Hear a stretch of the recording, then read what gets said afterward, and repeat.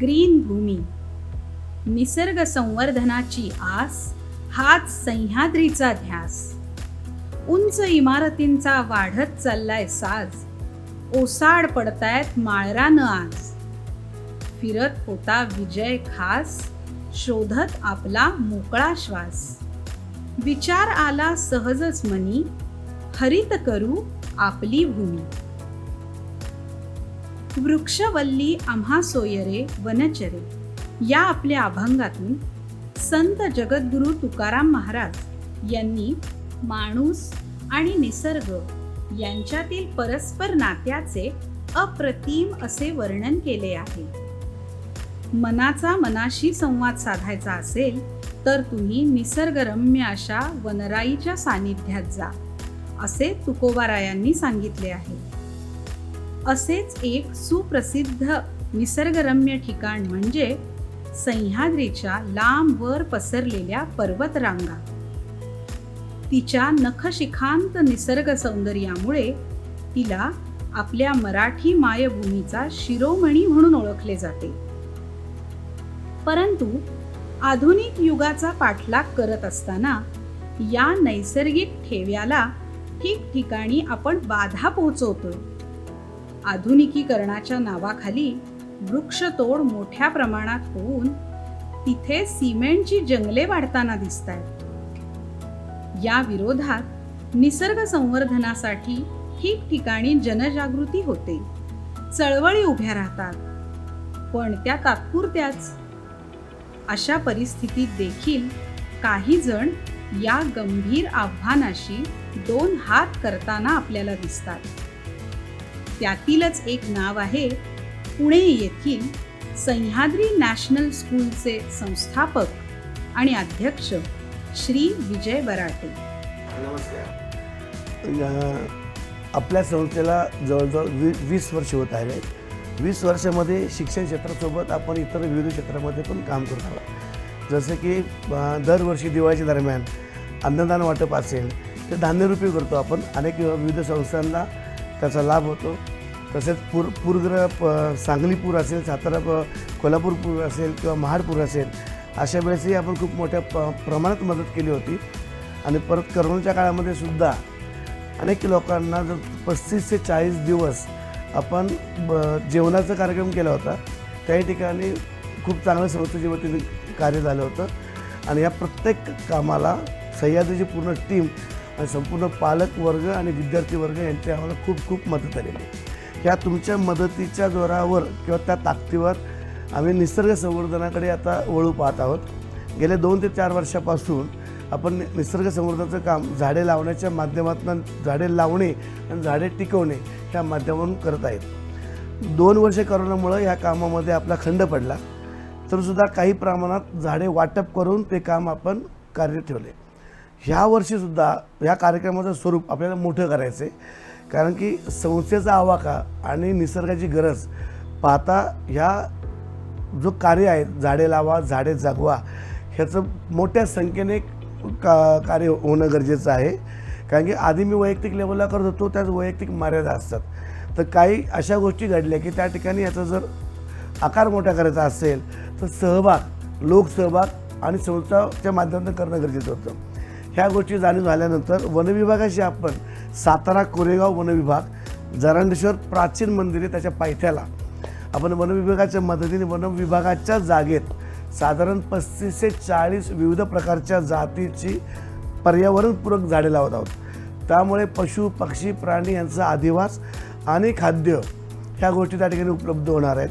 त्यातील झाडे अशी चॉईस केलेली आहेत आपण की फुलपाखरू असतील, मधमाशा असतील, ह्याही लोकांना याही कीटकांना फायदा होणार आहे. ह्या पद्धतीने आपण त्या ठिकाणी साधारण 1000 ते 1200 झाडं लावत आहोत. त्याच्यामध्ये सह्याद्री स्कूल, आपल्या स्कूलचे, आपल्या परिवाराचा सगळा स्टाफ आणि सह्याद्री शाळेतली मुलं आपल्या, तसेच सातारा जिल्ह्यातील जे लोकल शाळा आहेत ते त्या ठिकाणचे विद्यार्थी असतील आणि लोकल लोकांचा सहभाग घेऊन आपण मोठ्या प्रमाणात काम करत आहे. साधारण 1200 खड्ड्याची तयारी त्या ठिकाणी पूर्ण झालेली आहे.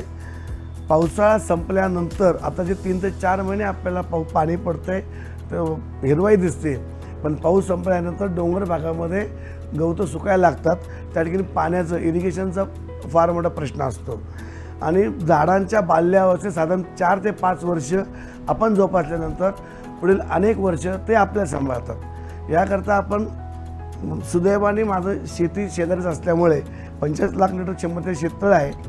त्या शेतामध्ये 10 HP मोटर लावून साधारण 550 मीटर मेन पाईपलाईन टाकून ड्रीप इरिगेशन आपण त्या ठिकाणी करत आहोत. त्यामुळं पावसाळा संपल्यानंतर ते फेब्रुवारीनंतर जी पाण्याची गरज पडते तर ती गरज आपल्याला भागवता येईल आणि झाडं टिकवता येईल. आज झाडे लावण्याचा उपक्रम आपण विद्यार्थ्यांच्या किंवा काही स्थानिकांच्या वन विभागाच्या मदतीने करणार आहे, पण झाडं टिकवण्याचं वाढवण्याचं पूर्ण काम श्री स्वामी समर्थ ज्ञानपीठ, सह्याद्री नॅशनल स्कूल आणि सह्याद्री कृषी संकुल हेच परिवार करणार आहे. त्याकरता आपली मदत फार मोलाची आणि किमती आहे. ह्याच सोबत आपण की पावसाळ्यामध्ये आत्ता बाजरी आणि सूर्यफुलाचं पण रोपण त्या ठिकाणी करत आहे. तर माझे गत अनुभव पाहता की दिवाळीच्या दरम्यान किंवा त्याच्या पुढे ज्या सूर्यफूल फुलतं त्या पोपट किंवा त्या साईजच्या पक्ष्यांना त्याचा खूप मोठा आहार म्हणून फायदा होतो आणि बाजरीसारखं छोटं धान्य असं तृणधान्य आहे ते तर छोट्या पक्ष्यांना त्याचा फायदा होतो. त्यामुळे पक्ष्यांची आवक जावक या जंगलामध्ये वाढणं गरजेचं आहे आणि त्यांच्या विष्ठापासून फार मोठं खत निर्मिती होत असते. तर हा संपूर्ण असा प्रकार आहे. याच्यासाठी आपण आपल्या संपूर्ण स्टाफने खूप चांगली मेहनत घेतली आहे. आपल्या सर्वांचा सहभाग लाभावा ही माझी नम्र विनंती आहे. कारण की हे निसर्गाचं देणं आपल्याला दिलं पाहिजे, ह्याची जाण प्रत्येकाने ठेवली पाहिजे आणि याचं ज्ञान आत्ताच ह्याच वयात मुलांमध्ये रुजलं पाहिजे. तर पुढे आपली मुलं सुखी समाधानी आणि खूप त्यांची भरभर वाटेल. धन्यवाद. शिवछत्रपतींच्या विविध पराक्रमांची साक्ष असणारी ही सह्याद्रीगिरीची रणभूमी त्यांनी ग्रीन भूमी म्हणून अबाधित ठेवण्याचा विडाच उचलला आहे. पर्यावरण संतुलनासाठी वृक्ष संवर्धन ही काळाची गरज आहे. हा विचार मनावर बिंबवत श्री विजय बराटे यांनी वृक्षारोपणाचे मोठे कार्य हाती घेतले आहे. सातारा जिल्ह्यातील कोरेगाव तालुक्यातील जरांडेश्वर डोंगराच्या परिसरात या निसर्ग रक्षकाने गेल्या काही काळांमध्ये तब्बल 500 झाडे लावून त्याची उत्तमरित्या देखभाल करत ती जोपासली देखील आहे.